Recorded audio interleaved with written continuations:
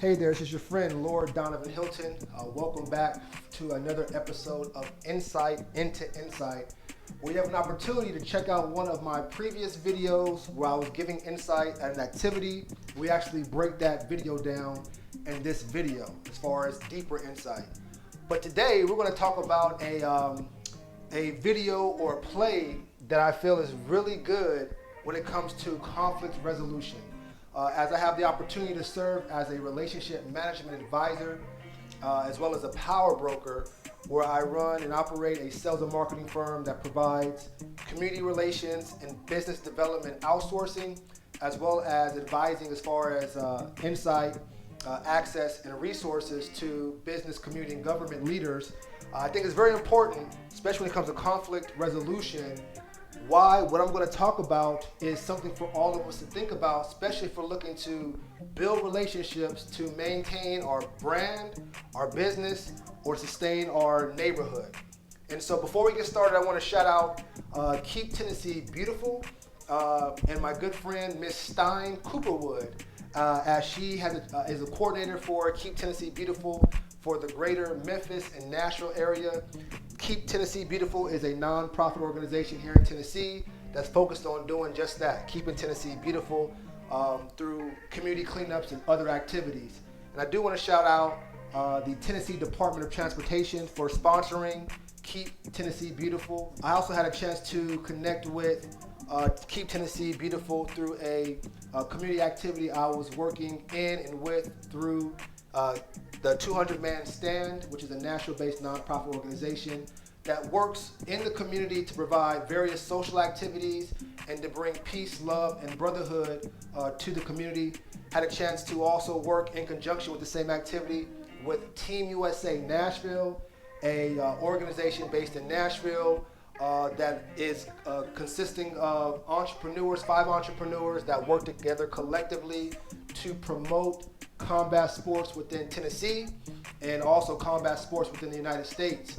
And for that reason, we do want to shout out WAKO-USA, also known as the World Association of Kickboxing Organizations, United States of America, which is actually also known as WAKO Team USA Kickboxing. And Team USA Kickboxing is the actual national team for the United States of America for kickboxing. And Team USA Kickboxing, led by President Rob Zabilski, oversees all domestic relations regarding kickboxing within the United States, as well as represents the United States of America related to kickboxing internationally. So 200-Man Stand, Team USA Nashville, as well as WAKO-USA came together to Middle Tennessee to host a community cleanup in conjunction with the Robertson County Chamber of Commerce. And I want to shout out the Robertson County Chamber of Commerce, led by President Ms. Jordan Osborne, the great work she and her team are doing. And the chamber was actually the body that connected the 200-Man Stand, Team USA Nashville, and WAKO-USA to Keep Tennessee Beautiful, which supplied all of the cleaning cleaning tools and resources that we need to pick up trash.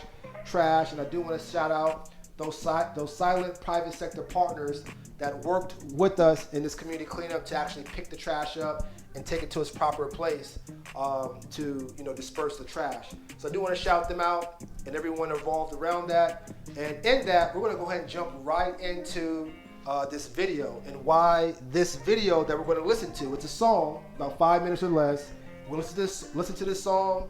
I'm going to write down some of the bigger notes so you can kind of see some skill sets that I have as far as an advisor, relationship management expert. Write down some of the insights that I took from the song, and actually look at how the conflict was created and if the conflict could be resolved either before or after the fact. So let's go ahead and jump right into it.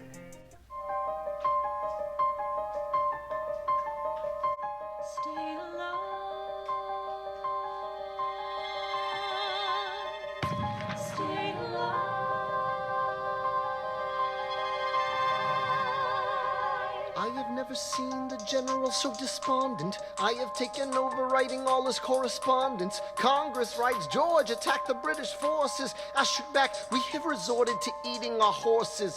Local merchants deny us equipment, assistance. They only take British money, so sing a song of sixpence. The cavalry's not coming. But sir, Alex, listen, there's only one way for us to win this.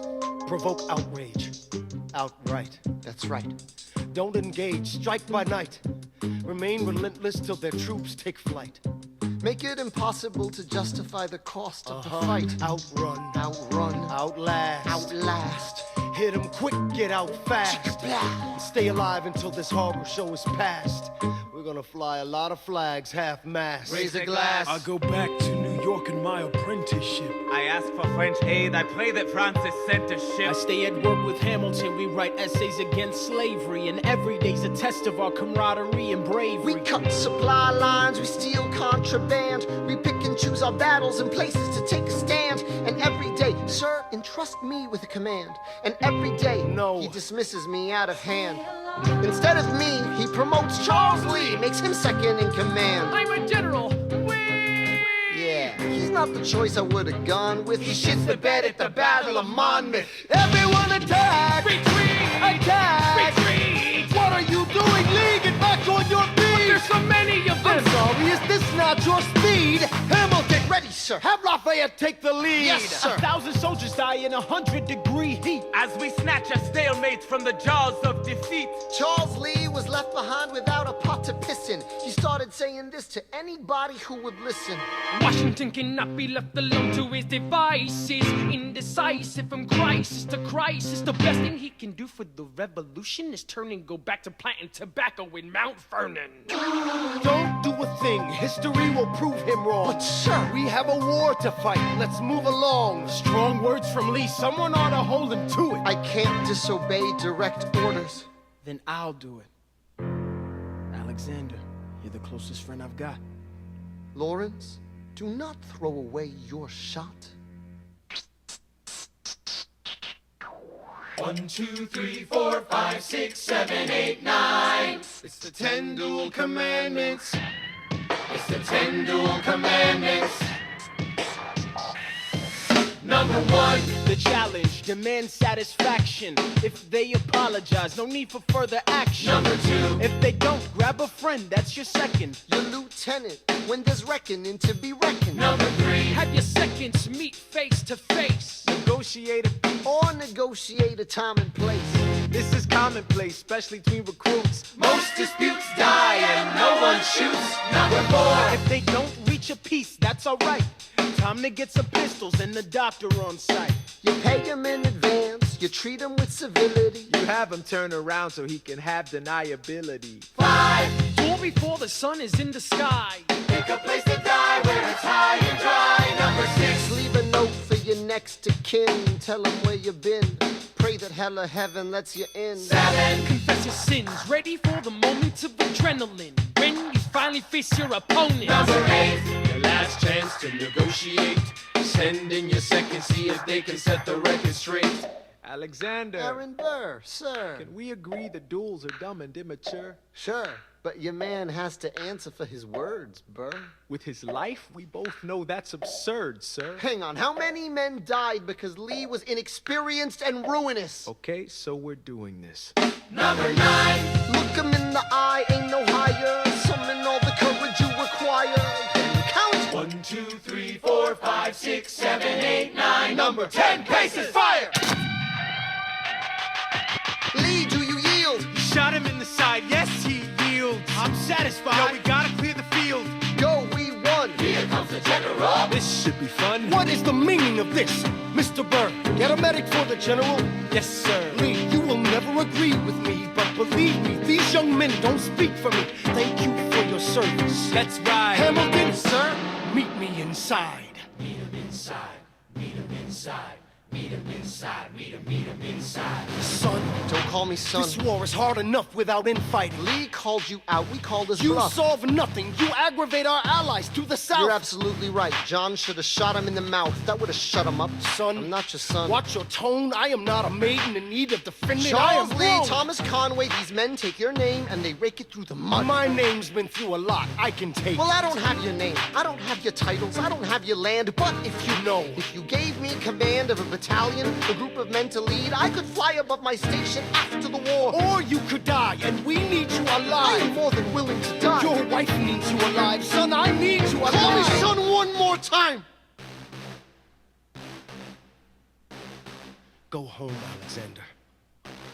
That's an order from your commander. Sir? Go home.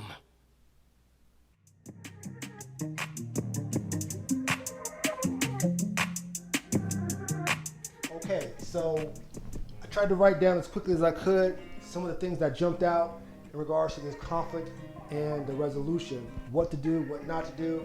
And so we're using 3 songs, Stay Alive, 10 Dual Commandments, and Meet Me Inside for this conversation. If you're not familiar with the play Hamilton, or Alexander Hamilton, I believe he's the founding father of the United States. Originally comes from, I believe, Scotland, some country on that side. And when he was a child, when he was birthed or born, I believe his father ended up leaving his mom, so he was considered a bastard. Him and his mom, pretty much were surviving, and she ended up getting sick while he was young and passing away, in which he ends up moving in with his cousin. At that time, the cousin commits, suicide. So now this young man is on his own, and I think he's like 12 or 13, ends up getting a job at a trading post, which is like a marina, if you will, with ships where they put items on the ship to go send off to trade, or they're receiving items to unload from the ship for trade. So basically it was a shipping dock, and there's multi-million dollars coming through on those ships every day. And so Alexander's working for the trading post, very skilled, very articulate, very ambitious. By 14, he ends up becoming a top manager of the shipping post, in which he's helping to run this multi-million dollar company. And so through a natural disaster of bad weather, the shipping post becomes ruined by the bad weather, and it's destroyed. And in so many words, the people recognize Alexander's skill, so they take money, put their money in one pot, and they give Alexander this money and send him, well, not money, they pay for a ticket and send him to New York to take his skills and insights to the next level. And I don't think there was any strings attached, but I do feel if someone is paying for you to go do something to get better, indirectly, as you succeed, that goes back toward the source where you came from, if you will. So his success in America ends up becoming, indirect, I would feel, the success of those that sent him down there. And so now he's in America and finds himself being a part of the war in which the colonies are trying to separate themselves, if you will, based upon taxation without representation. And so come to find out, Alexander ends up becoming the aide and right hand to General George Washington, in which Washington entrusts Alexander so much that Alexander ends up becoming the writer of and corresponding between through writing between General Washington and his troops and those that are financially supporting the Washington's troops, as well as supporting financially, as well as through support and supplies. So now Alexander is literally becoming the aide and the writer between the troops and the supporters. And I'm sure at times he would have to be the in-person representative for such conversations. So George Washington already saw the skill sets in Alexander as far as being a diplomat and being someone that can articulate and get things done to support a war. And that's what I think General Washington really wanted Alexander for. That was his asset. And so basically during this time, Alexander's writing to the people, the supporters, that it's not good right now. There's no food. Alexander even says we should really just resort to eat our horses because we have no food. And George Washington tells his team, to include Alexander, there is no cavalry coming, so we have to come up with guerrilla warfare. I believe back in those days, when two people fought in a war, they would have one side facing the other, face each other. And so one side would gather their gun, load their muskets, and shoot the other side. And the other side would basically be standing there, receive the shots. Whoever didn't die or fall, the other side would take their gun, load it up, and then shoot the other side, in which the other side would stand there and fall or die, and then just go back and forth, shooting each other. That was the gentleman-like of war at that time in that geographical territory. But Washington is saying, hey, we can't do that. We're losing. We got to go into guerrilla warfare. We got to make sure that we're striking quick, striking fast. We got to make sure we outrun folks. The French are supporting. They're cutting off supply lines. They're focusing on anti-slavery conversations, trying to get as much resources and assistance as they can. But during all that, while Alexander's helping to assist that as the Washington's aide, Alexander is still not being appointed to a command post by Washington. And so Washington keeps saying, no, I'm not going to appoint you. And eventually Washington appoints this gentleman by the name of Charles Lee for a particular battle. And the battle happens. Charles Lee, the battle's going bad. Everyone's passing away or dying. And Charles Lee, according to the song, ends up retreating and running away from the fight, the battle, in which George Washington asked Hamilton to appoint Lafayette to become the commander for that battle and at that time. So I'm assuming that Charles Lee didn't like that, and so to save face or whatever happened behind the scene, he ends up going after the battle and telling anyone that will listen that Washington is being divisive, he's indecisive, from crisis to crisis. The best thing he can do is go back to Virginia or Mount Vernon to plant tobacco and cotton. Those are disrespectful words in which Hamilton hears and is not really fond of those words and doesn't appreciate Charles Lee talking bad about General Washington. And General Washington is saying, hey, history will prove him wrong, Alexander. Don't worry about that. Let's stay focused on the course. And so Alexander, apparently, according to the song, gets around his friends and is upset when Charles Lee's still talking craziness. So Alexander's saying, man, I wish I could handle this dude. But Washington said, I got to stand back. And so Alexander's friend, I believe Lawrence, Alexander's friend, Lawrence ends up telling Alexander, hey, I'll be the man to handle this thing. And Alexander says, Lawrence, do not throw away your shot. Meaning that when Alexander was talking with his friends complaining about not being able to make a move, either because Lawrence wanted to move up the ranks or he was just that supporter of Alexander, he tells Alexander, I'll handle it. Now, instead of Alexander saying, thank you for stepping forward, but General Washington said to stand down, sit back, we're not gonna move, he ends up telling Lawrence, hey, thank you for volunteering, and when you get up there, don't throw away your shot. Give it your all and shut it down. And so one of the bigger things that we saw when it came to conflict resolution and finding resolutions to conflicts is, one, Alexander did not follow his commanding officer and saying, stand down, don't do nothing, if you will. And Alexander then, on top of that, goes back to his team complaining, and the team doesn't know, they're ready to move. So they're like, hey, we'll support you. So instead of Alexander keeping his mouth shut, he's talking. The team says, we'll support you. And then Alexander, on top of that, third thing says, don't throw away your shot and go after it. So therefore, Alexander ends up making a call without the support of General Washington. So those were three challenges already that Alexander created in the Stay Alive song. And so now this duel is coming up, which brings us to the second song, 10 Duel Commandments. And the situation of duels at that time were you either were going to negotiate a peace or we're going to confirm this duel. And so there was an opportunity to get out because most duels at that time didn't happen.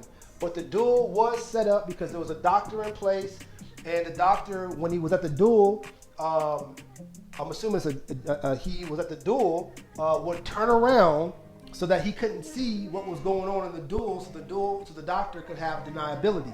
Because if he turned around and watched the duel, he's a witness to a murder, technically. So he turned around. Back in those days, you were able to deny the situation.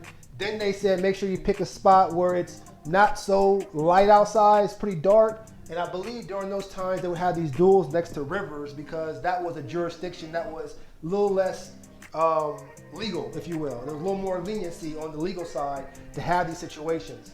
So everything's set up in place. Now it's time to negotiate. And the negotiators at the time was Alexander was negotiating on behalf of his friend Lawrence, and Aaron Burr was negotiating on behalf of Charles Lee. And so during the negotiation, as you heard in the song 10 Duel Commandments, Burr said, can we both agree that duels are immature? And Alexander and Burr said, yes, we agree. And Alexander agreed, yeah, these are immature. So basically, Alexander's saying, yes, they are immature. So, but Lee has to answer for his words. And Byrd was like, with his life? And then Alexander jumps in according to the song saying, Lee was inexperienced and ruinous, meaning he didn't know what he was doing, and he made things worse as far as being in ruin. And so basically, with Alexander saying that, he's going behind the general's back in regards to not trusting the general's decision, General Washington's decision. So General Washington appointed Charles Lee to be the commander. So whatever that happens, respectfully, that's something that the commander has to take care of, not Alexander. But at the end of the day, Byrd tried to negotiate a way to create peace by saying, can we agree that duels are immature? Yes, Alexander says. But Alexander says he has to answer for his words. And then Byrd says, with his life? You know what I mean? And then that's when Alexander says, hey, well, what about all this stuff? And Byrd says, okay, we're going to do this then. There's no point in talking because the fact that we started talking is what got us to this point. And if we're negotiating and jump back into that same conversation, we're just talking, so let's go ahead and take care of business in so many words. And so the duel happens. So in this particular song, the 10 Duel Commandments, Alexander had a chance to find peace again and to bring peace. And instead of recognizing Byrd, this is why it's so important when it comes to conflict resolution and looking at small details when you're in tight situations, Byrd gives Alexander an opportunity to find an out and to create peace by saying, can we agree that duels are immature and we're mature men? Yes. So there's a foundation for common ground. But Alexander says he has to answer for his words. George Washington said at the time, don't worry about his words. History will prove him wrong. But Alexander's so focused on the here and now and the words that he ends up putting Byrd back in a position to say, we have to do this because Byrd's like, Aaron Byrd tried to negotiate. So Alexander did not look at, hey, let's try to find a way to end this because he wanted to get an apology so bad by a grown man that did not want to give an apology. So that's why the duel happened. So now we get to Meet Me Inside, the song, where once Aaron Byrd gets shot, first thing that Alexander says is, Lee, do you yield? Aaron Byrd says, yes, he yields. You shot him in the side.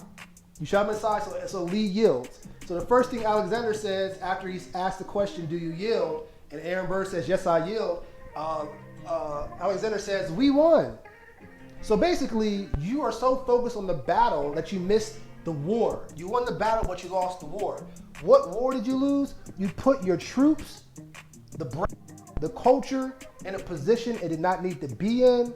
And when I say you pretty much almost lost allies, not just in Charles Lee and his supporters, but Charles Lee, keep in mind, was coming from the South, where that's where they're picking cotton, picking tobacco. That's where the natural resources are being produced, and that's where the money is being made.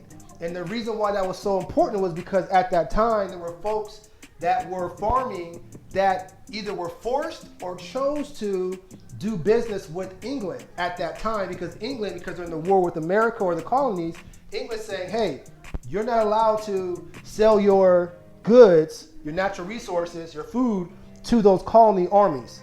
Anybody that does that, I'm sure, is going to lose their life. And more importantly, England wanted to make sure that they could sustain, so they were saying that the money that the colonies had was illegitimate. So the simple fact of anybody, as far as those southern farmers, assisting the general with supplies, food, money, those are allies. And Charles Lee came from that area. So Charles Lee basically was not satisfied and is using these bad languages and talking about the challenges he's having with George Washington. The people that support Charles Lee or where he comes from may cut off that supply line. And they were already in position in staying alive, the song, where they didn't have the resources that they need. That's why they had to go into guerrilla warfare. So the first thing that General George Washington did when he in the song Meet Me Inside was, what is the meaning of this? Is what he said. What is the meaning? What is the reason? What is the logic of this? I have my aide, who's supposed to be helping on the diplomatic side, helping to oversee a duel with my former commander. And these people are about to lose their lives, and more importantly, I'm about to lose allies. And so what General George Washington did was he went to Charles Lee after Charles Lee getting shot and said, get the doctor, for this man, Charles Lee. And also, Charles Lee, these young men don't speak for me. And I think you got to catch that, these young men, because Aaron Burr simply stated is, these duels are immature, right? And Alexander said yes, but yet still they still went on with it. So George Washington is put in a position to say, these young men, they recognize that they're men, but these young men do not speak for me. So, and thank you for your service. So not only did George Washington have to do damage control as far as getting a doctor, but then letting Charles Lee know that these men don't speak for me, and thank you for what you're doing. Thank you for your service. Why was that so important? Well, because if Charles Lee went back, already bad-mouthing the situation, and comes back shot because of the fact that he spoke his truth, his allies in the South could cut off those supply lines. So that's what General Washington's mind is at. And respectfully, Alexander's mind is talking about we won because he got shot. That don't still change him from not speaking his truth. And more importantly, if he had passed away, how much more damage would that have been? Especially when it comes to conflict resolution. So during this whole situation, Alexander could be looking at, hey, this man is speaking bad about you, where General Washington's mind is, this man is an asset to what we need to get the job done. So we have to always make sure that we're looking at the bigger picture, and that's why I want you to check out my insight into insight video of the past. It was People Perish Without a Vision, and I want you to check out that video because that video talks about you have to have a vision, but your vision has to be a spiritual vision, not a physical vision, because if you have a physical vision, then your choices may not align and complement the long-term gain and just the short-term gain, because this was a physical vision that Alexander had. He had this physical vision because when General Washington asked him to meet him inside on that song, Alexander said, hey, to General Washington, he said, I don't have your title, I don't have your name, I don't have your land, I don't have your command. So I'm not like you. In which General Washington says, you are like me. You're basically aiding me in correspondence, and I need you alive. If I put you in these positions, you might have a higher probability of passing away, and we need you in another area. That's why I always say, like, you know, yeah, each finger is separate, but at the end of the day, the fist makes a mighty power, makes a mighty blow. So let's not focus on the individuality. Let's come together to make a hard strike, and that's what General Washington was trying to do. But respectfully, Alexander, through his still growing, was putting himself, his friends, and the general supporters in a tough position. And so General Washington says, I need you alive, son. Your wife needs you alive. Because imagine if General Washington had said, hey, do what you need to do, or dismiss the statement and didn't make it clear to Alexander, don't do nothing. I'm sure Alexander would have been the one in that duel instead of his friend Lawrence, and Alexander may have put himself in a position to have gotten killed in the duel. Alexander is now, I believe, a founding father of the United States because he created the feudal system, I believe is what it's called. And the feudal system, I believe, is what they call now the federal government. Alexander was a part of creating the federal government of the United States, which oversees the states, if you will. So he was a huge asset into the process that we have today. And so General Washington was trying to keep him alive, not only for himself, but he liked the young man. And he said, your wife needs you alive. And the reason why is because the next song, General Washington says, go home. And he couldn't understand why. And General Washington's calling Alexander's son. Son, go home. And Alexander's saying, don't call me son. Don't son me, if you will. And that was a term of endearment for Washington toward Alexander, because in the next song, Alexander's finding out he has a son on the way. So, son, I need you alive to handle this business. Your wife needs you alive so that you could be a father to your household, a husband to your wife. And Alexander could not see that picture. And so he put himself in a position in the song Stay Alive to start a duel. And in the song 10 Duel Commandments, he does not negotiate a peace deal for the duel. And then Meet Me Inside gives the general a hard time about why people should put a respect on the general's name. And the general is saying, I need you alive for what we got to do and for your family. And so even though Alexander respectfully played a huge and great role, we can all see that there were some challenges during this 3-song process. And I can guarantee you that people that are in this position and actually the ones making these choices, when they get to this side, still will not see their faults in these areas. And that's why it's so dangerous when you have individuals that are strong in their mindset and believe that they're right, that they just because of timing have not been able to grow to see where they have to make adjustments. So this person, Alexander, could have went through this whole process and still not seen this. And that's why it's dangerous. You gotta be very wise on who your friends are and who you're with, because if not, you're going to put yourself and others in a position that can do them harm. And the example that we're going to use is Alexander putting his friend Lawrence in a position of harm, because Lawrence, maybe out of good intentions, was looking to have Alexander's back. And Alexander did not make the mature decision of following the commander, negotiating peace, or to recognize that his actions caused more challenges. And so these are things that we have to keep our mind around. And the way that we resolve conflict ultimately is to find a way to negotiate peace. Wars and things of that nature are escalated because, one, people are not willing to apologize, for one, and two, people sometimes are not looking to find peace because it could be seen as a form of weakness in the long run. So people want to strike hard, strike fast on the short term so that people don't mess with them in the long run. But sometimes, and not all the time, I'm not in this position to have learned enough yet, but I see in this situation, sometimes the long run game, as far as looking at finding peace in the short term to help change the culture for long-term experiences, is so very important that makes sense. Hopefully I'm not jumping all over the place. But that's what we got out of this 3-part, 5-minute song. Stay alive, 10 dual commandments, meet me inside. Huge shout out to the creators of Hamilton. Make sure you do your fact checks on the play. We'll come up with some more topics based upon the songs that we received.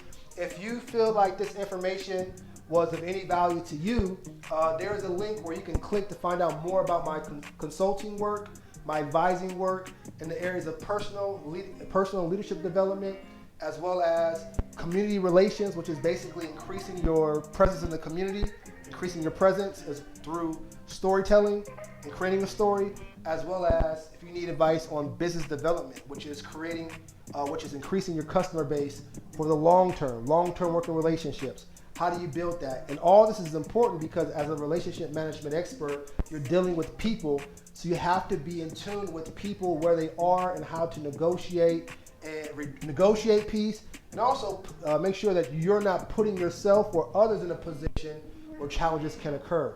There's also a link for you to click where you can follow, like our work, and put your name on the email list as well, so that you can receive information on incoming insights, trends, and resources. And there's also a link there that you can click if you want to speak in more, if you have a question in the areas of personal leadership development, community relations, or business development, you can fill it out, and maybe we can put that topic of conversation in this Insight to Insight video in the near future.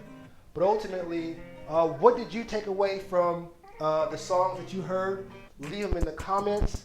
And we just thank you for following and liking what we're doing. Definitely want to shout out Keep Tennessee Beautiful again. Make sure you check out their site. Ms. Cooperwood, thank you so much for your continued support throughout the state of Tennessee. I want to shout out the Tennessee Department of Transportation for sponsoring Keep Tennessee Beautiful. Huge shout out to the 200-man stand, Team USA Nashville, WAKO-USA, which is Team USA Kickboxing, as well as the Robertson County Chamber of Commerce for just their continued work. And we'll see you during the next Insight into Insight. Lord Danavan Hylton, out.